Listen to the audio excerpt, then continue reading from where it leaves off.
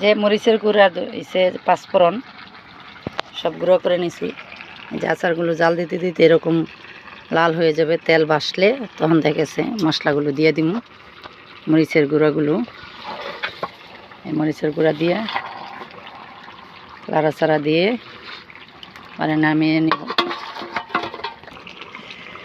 টক মিষ্টি জাল এটা আপনাদের পছন্দ মতন আপনারা দিয়ে নেবেন। এই ফ্রিজে রাখা আমগুলো, কাঁচা আমগুলো যখন এভাবে রান্না করবেন সর্ষের তেল দিয়ে, যত এটা জাল হবে তত আচারটা ভালো থাকবে। এটা প্রায় 1 বছর বাহিরেই থাকবে, এটা কোনো ফ্রিজে রাখবে না। নর্মালে রাখলে ভালো, না রাখলেও বাহিরে রেখে আপনারা খেতে পারবেন আচারটা। আমি যে সময়ের অভাবে কাঁচা আমগুলো ফুরিয়ে যাবে দেখে এই কারণে আমি আমগুলো ফ্রিজে রাখতে বলছিলাম। আমার মা ফ্রিজে রেখে দিয়েছিল।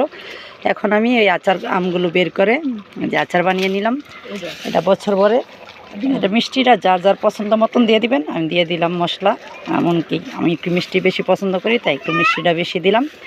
এখন আমার প্রায় হয়েই গিয়েছে, আমি মিষ্টিটা গললে নামিয়ে নিব। হ্যাঁ, হয়ে গেছে।